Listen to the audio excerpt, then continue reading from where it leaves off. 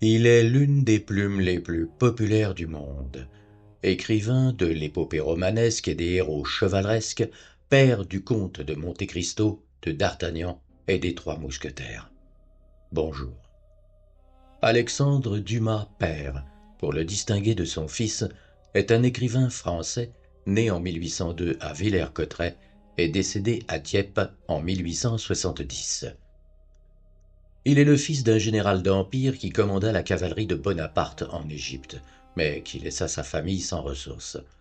Dumas est petit-fils par son père d'une esclave affranchie de Saint-Domingue. Sa mère, Marie-Louise Élisabeth Labouret, est la fille d'un aubergiste. Orphelin dès l'âge de 4 ans, il passe une enfance triste et est peu enclin aux études.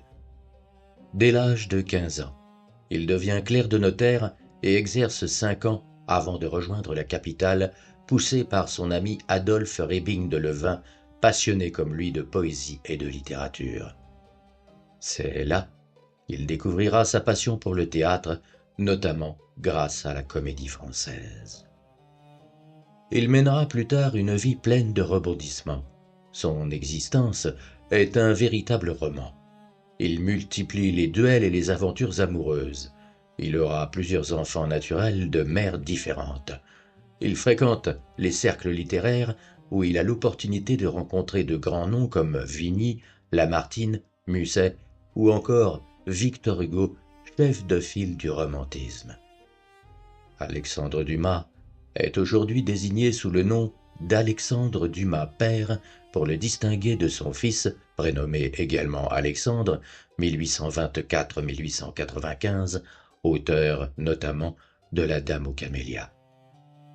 Je vous propose d'écouter Le soufflet de Charlotte Corday d'Alexandre Dumas, publié en 1849 dans le recueil de nouvelles 1001 fantômes.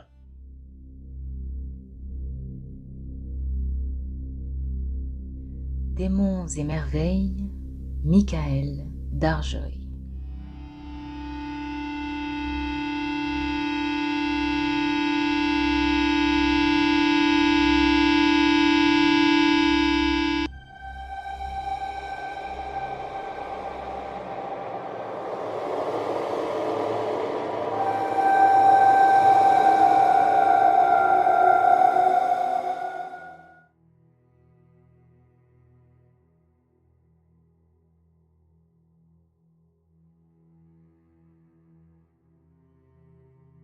Ainsi que tout ce qui était chez Monsieur Ledru, cette table avait son caractère. C'était un grand fer à cheval appuyé aux fenêtres du jardin, laissant les 3/4 de l'immense salle libre pour le service. Cette table pouvait recevoir 20 personnes sans qu'aucune fût gênée. On y mangeait toujours, soit que Monsieur Ledru eût 1, 2, 4, 10, 20 convives, soit qu'il mangeât seul. Ce jour-là, nous étions 6 seulement, et nous en occupions le tiers à peine. Tous les jeudis, le menu était le même. Monsieur Ledru pensait que, pendant les 8 jours écoulés, les convives avaient pu manger autre chose soit chez eux, soit chez les autres hôtes qui les avaient conviés. On était donc sûr de trouver chez Monsieur Ledru, tous les jeudis, le potage, le bœuf, un poulet à l'estragon, un gigot rôti, des haricots et une salade.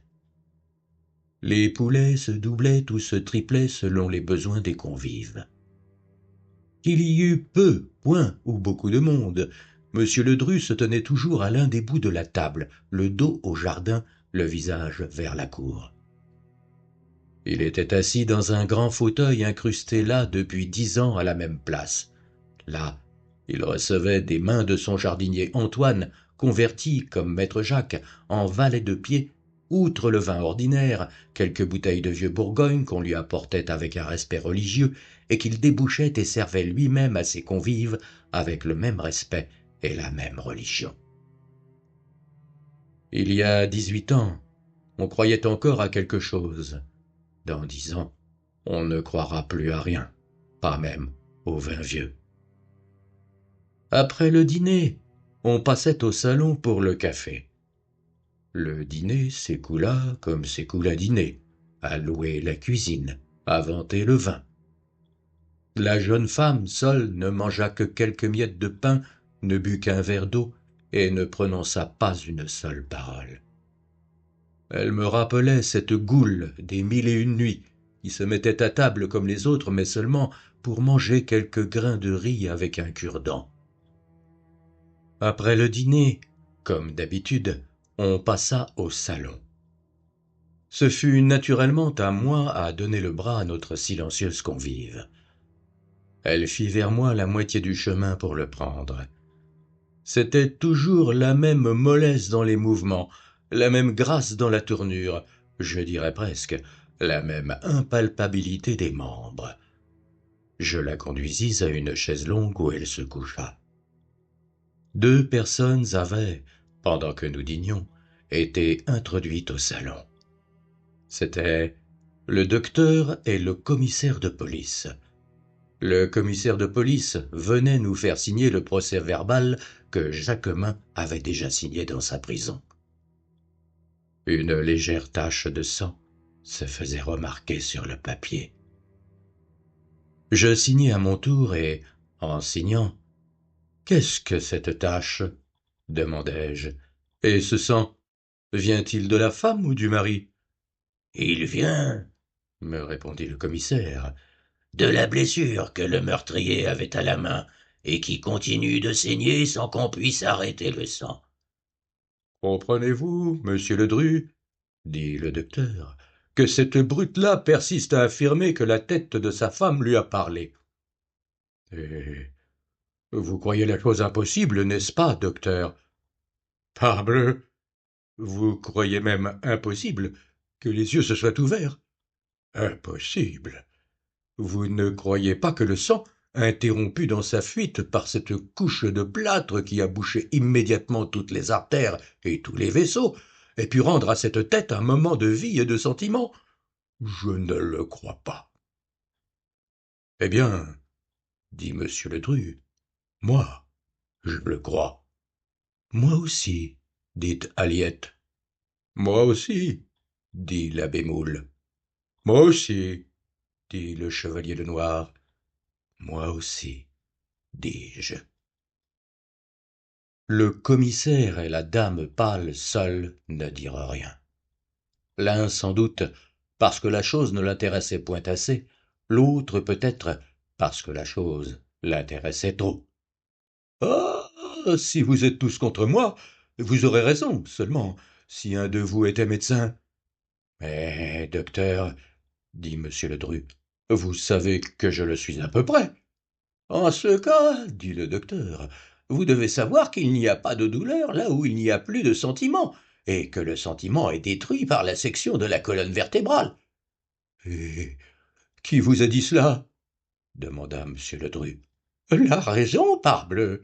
Oh, la bonne réponse. Est-ce que ce n'est pas aussi la raison qui disait aux juges qui ont condamné Galilée que c'était le soleil qui tournait et la terre qui restait immobile? La raison est une sotte, mon cher docteur. Avez-vous fait des expériences vous-même sur des têtes coupées? Non, jamais. Avez-vous lu les dissertations de Sommering? Avez-vous lu les procès-verbaux du docteur Sou? Avez-vous lu les protestations d'Elcher? Non. Ainsi, vous croyez, n'est-ce pas, sur le rapport de M. Guillotin, que sa machine est le moyen le plus sûr, le plus rapide et le moins douloureux de terminer la vie? Oui, je le crois. Eh bien, vous vous trompez, mon cher ami, voilà tout. Oh, par exemple, écoutez, docteur, puisque vous avez fait un appel à la science, je vais vous parler science. Et aucun de nous, croyez-le bien, n'est assez étranger à ce genre de conversation pour n'y point prendre part. Le docteur fit un geste de doute. N'importe, vous comprendrez tout seul alors. Nous nous étions rapprochés de M. Ledru et, pour ma part, j'écoutais avidement cette question de la peine de mort appliquée soit par la corde, soit par le fer, soit par le poison, m'ayant toujours singulièrement préoccupé comme question d'humanité. J'avais même, de mon côté, fait quelques recherches sur les différentes douleurs qui précèdent, accompagnent et suivent les différents genres de mort. Voyons, parlez, parlez, dit le docteur d'un ton incrédule. Il est aisé de démontrer à quiconque possède la plus légère notion de la construction et des forces vitales de notre corps, continua M. Ledru, que le sentiment n'est pas entièrement détruit par le supplice, et ce que j'avance, docteur, est fondé non point sur des hypothèses, mais sur des faits. Voyons ces faits. Les voici. 1. Le siège du sentiment est dans le cerveau, n'est-ce pas? C'est probable. Les opérations de cette conscience du sentiment peuvent se faire, quoique la circulation du sang par le cerveau soit suspendue, affaiblie ou partiellement détruite. C'est possible. Si donc le siège de la faculté de sentir est dans le cerveau, aussi longtemps que le cerveau conserve sa force vitale, la supplicité a le sentiment de son existence. Des preuves? Les voici, monsieur le docteur. Haller, dans ses éléments de physique, tome 4, page 35, dit « Une tête coupée rouvrit les yeux et me regarda de côté parce que, du bout du doigt, j'avais touché sa moelle épinière. » Haller, soit, mais Haller a pu se tromper. Il s'est trompé, je le veux bien. Passons à un autre. Wickard, Art philosophique, page 221, dit « J'ai vu se mouvoir les lèvres d'un homme dont la tête était abattue. » Bon, mais de se mouvoir à parler? Attendez, nous y arrivons. Voici Sommering. Ses œuvres sont là, et vous pouvez chercher. Sommering dit « Plusieurs docteurs, mes confrères, m'ont assuré avoir vu une tête séparée du corps grincer des dents de douleur, et moi, je suis convaincu que si l'air circulait encore par les organes de la voix, les têtes parleraient. » Eh bien, docteur, continua M. Ledru en pâlissant, je suis plus avancé que Sommering. Une tête m'a parlé à moi. Nous tressaillîmes tous. La dame pâle se souleva sur sa chaise longue. À vous? Oui, à moi. Direz-vous aussi que je suis un fou? Dame, fit le docteur, si vous me dites qu'à vous-même? Oui, je vous dis qu'à moi-même la chose est arrivée. Vous êtes trop poli, n'est-ce pas, docteur, pour me dire tout haut que je suis un fou, mais vous le direz tout bas, et cela reviendra absolument au même. Eh bien, voyons, contez-nous cela, dit le docteur. Cela vous est bien aisé à dire. Savez-vous que ce que vous me demandez de vous raconter à vous, je ne l'ai jamais raconté à personne depuis 37 ans que la chose m'est arrivée. Savez-vous que je ne réponds pas de ne point m'évanouir en vous la racontant, comme je me suis évanoui quand cette tête a parlé, quand ses yeux mourants se sont fixés sur les miens. Le dialogue devenait de plus en plus intéressant, la situation de plus en plus dramatique. « Voyons, Ledru, du courage, dit Aliette, et contez-nous cela. » « Contez-nous cela, mon ami, dit l'abbé. « Contez, dit le chevalier Lenoir. « Monsieur, murmura la femme pâle. Je ne dis rien, mais mon désir était dans mes yeux. C'est étrange, dit M. Ledru sans nous répondre, et comme se parlant à lui-même. C'est étrange comme les événements influent les uns sur les autres. Vous savez qui je suis, dit M. Ledru en se tournant de mon côté. Je sais, monsieur, répondis-je, que vous êtes un homme fort instruit, fort spirituel, qui donnait d'excellents dîners et qui est maire de Fontenay-aux-Roses. Monsieur Ledru sourit en me remerciant d'un signe de tête. Je vous parle de mon origine, de ma famille, dit-il. J'ignore votre origine, monsieur, et ne connais point votre famille. Eh bien, écoutez, je vais vous dire tout cela, et puis peut-être l'histoire que vous désirez savoir et que je n'ose pas vous raconter viendra-t-elle à la suite. Si elle vient, eh bien, vous l'apprendrez. Si elle ne vient point, ne me la redemandez pas. C'est que la force m'aura manqué pour vous la dire. Tout le monde s'assit et prit ses mesures pour écouter à son aise. Au reste, le salon était un vrai salon de récits ou de légendes, grand, sombre, grâce aux rideaux épais et aux jours qui allaient mourant, dont les angles étaient déjà en pleine obscurité, tandis que les lignes qui correspondaient aux portes et aux fenêtres conservaient seules un reste de lumière. Dans un de ces angles était la dame pâle. Sa robe noire était entièrement perdue dans la nuit.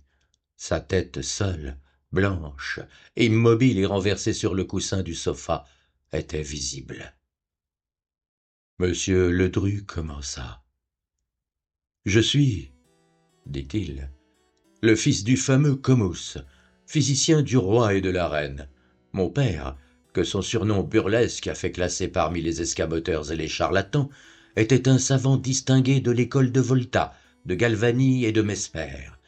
Le premier en France, il s'occupa de fantasmagorie et d'électricité, donnant des séances de mathématiques et de physique à la cour.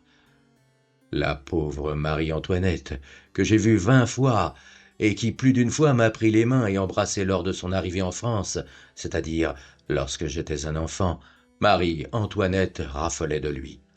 À son passage, en 1777, Joseph II déclara qu'il n'avait rien vu de plus curieux que Comus.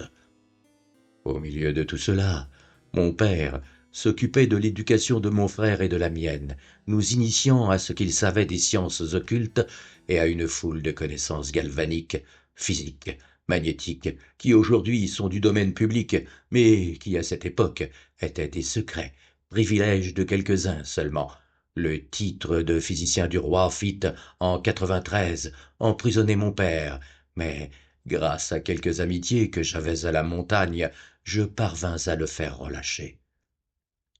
Mon père, alors, se retira dans cette même maison où je suis, et y mourut en 1807, âgé de 76 ans. Revenons à moi. J'ai parlé de mes amitiés avec la montagne. J'ai lié, en effet, avec Danton et Camille Desmoulins. J'avais connu Marat plutôt comme médecin que comme ami. Enfin, je l'avais connu. Il résulta de cette relation que j'eus avec lui, si courte qu'elle ait été, que le jour où l'on conduisit mademoiselle de Corday à l'échafaud, je me suis résolu à assister à son supplice. « J'allais justement, interrompis-je, vous venir en aide dans votre discussion avec monsieur le docteur Robert sur la persistance de la vie en racontant le fait que l'histoire a consigné relativement à Charlotte Corday. »« Nous y arrivons, interrompit monsieur Ledru. Laissez-moi dire, j'étais témoin. Par conséquent, à ce que je dirai, vous pourrez me croire. Dès 2 heures de l'après-midi, j'avais pris mon poste près de la Statue de la Liberté. C'était par une chaude matinée de juillet. Le temps était lourd.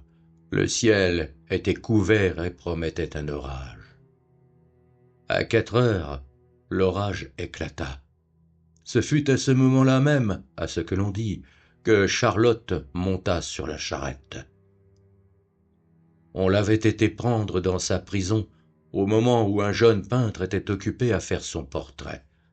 La mort, jalouse, semblait vouloir que rien ne survécût à la jeune fille, pas même son image.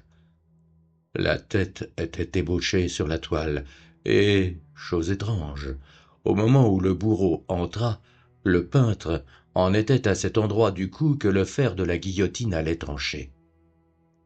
Les éclairs brillaient, la pluie tombait, le tonnerre grondait, mais rien n'avait pu disperser la populace curieuse. Les quais, les ponts, les places étaient encombrés. Les rumeurs de la terre couvraient presque les rumeurs du ciel.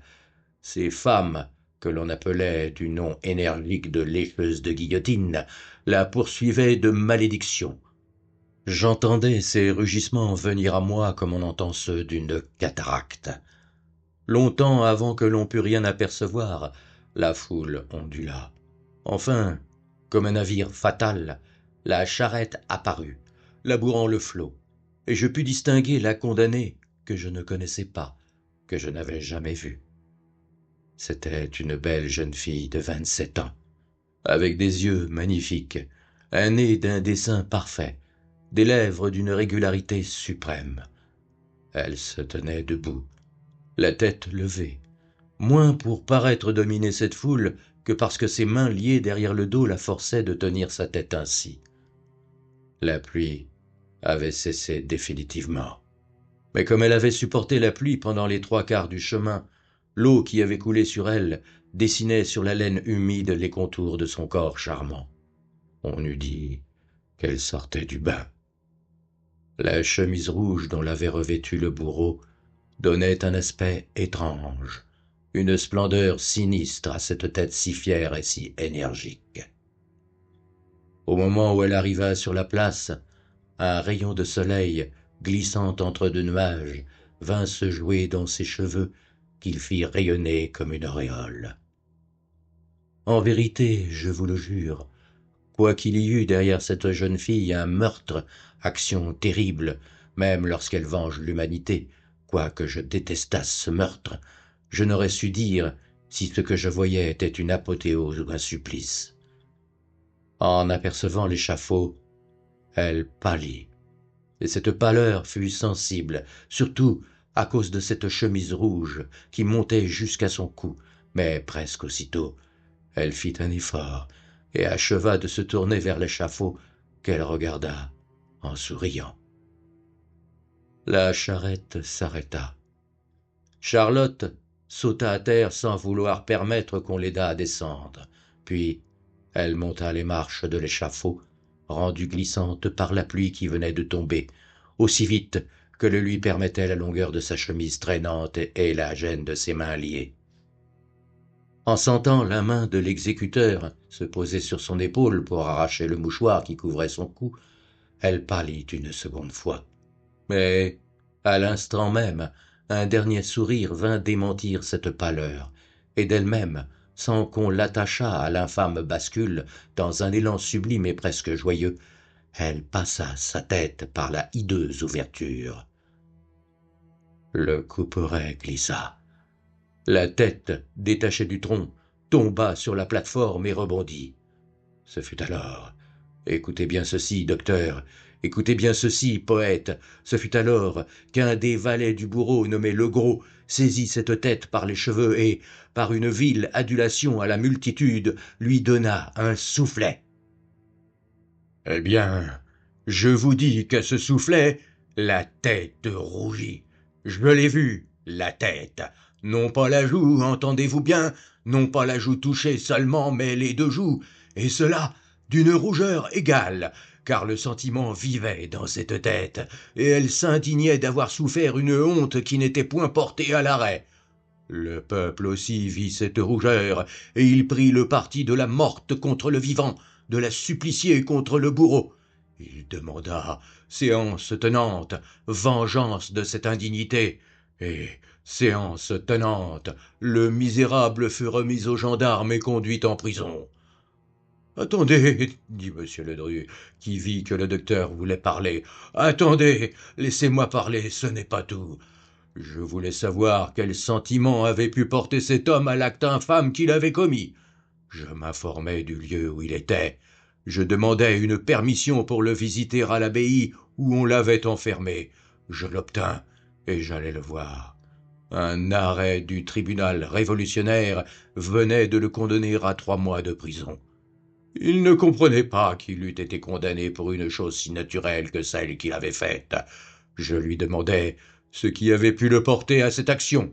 « Qu'un » dit-il, « la belle question. Je suis maratiste, moi. Je venais de la punir pour le compte de la loi. J'ai voulu la punir pour mon compte.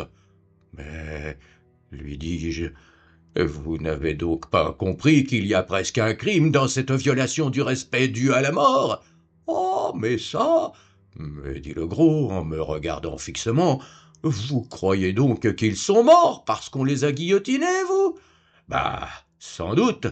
Eh bien, on voit que vous ne regardez pas dans le panier quand ils sont là tous ensemble, que vous ne leur voyez pas tordre les yeux et grincer les dents pendant 5 minutes encore après l'exécution. Nous sommes obligés de changer de panier tous les 3 mois tant ils en saccagent le fond avec les dents. C'est un tas de têtes d'aristocrates, voyez-vous, qui ne veulent pas se décider à mourir, et je ne serais pas étonné qu'un jour, quelqu'une d'elles se mît à crier « Vive le roi !» Je savais tout ce que je voulais savoir. Je sortis, poursuivi par une idée, c'est qu'en effet, ces têtes vivaient encore, et je résolus de m'en assurer. Pendant le récit de Monsieur Ledru, la nuit était tout à fait venue. Les habitants du salon n'apparaissaient plus que comme des ombres non seulement muettes, mais encore immobiles, tant on craignait que Monsieur Ledru ne s'arrêtât, car on comprenait que, derrière le récit terrible qu'il venait de faire, il y avait un récit plus terrible encore. On n'entendait donc pas un souffle. Le docteur seul ouvrait la bouche. Je lui saisis la main pour l'empêcher de parler. Et, en effet, il se tut.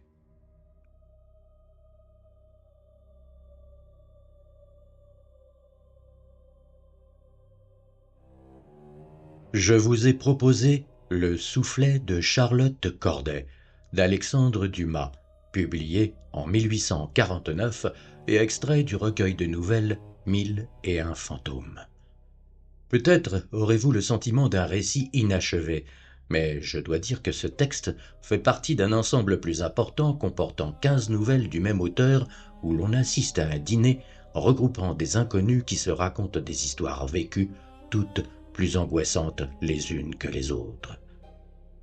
Comme le dîner en question se déroule en 1831 et que la compagnie est peuplée d'individus plutôt jeunes, on est vite renvoyé à la Révolution, voire avant, dans un monde où les décapités parlent, les pendus ne restent pas sagement accrochés à leur gibet et les cadavres profanés se vengent. Sylvie Cardena résume très justement ces 1001 fantômes sur le site dédié à l'auteur par la Société des Amis d'Alexandre Dumas.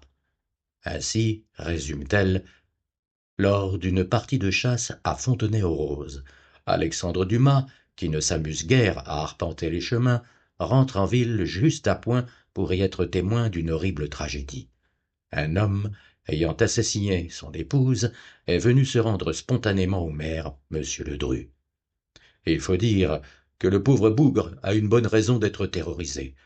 Alors qu'il vient de décapiter sa femme à l'aide d'un sabre, la tête de la malheureuse a roulé vers lui et a affirmé qu'elle était innocente. Le soir même, Dumas est invité à dîner par le maire.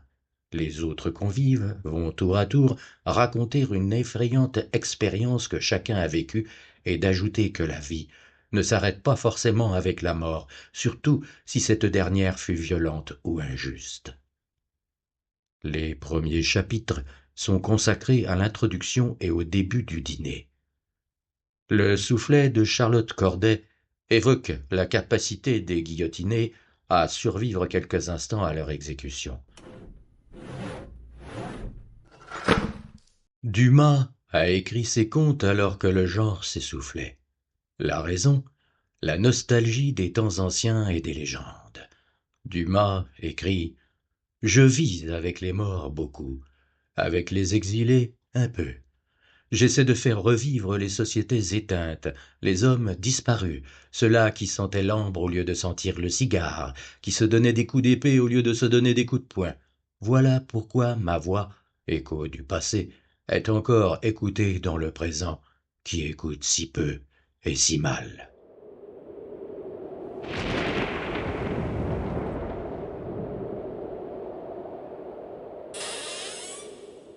Alexandre Dumas n'a pas inventé cette histoire.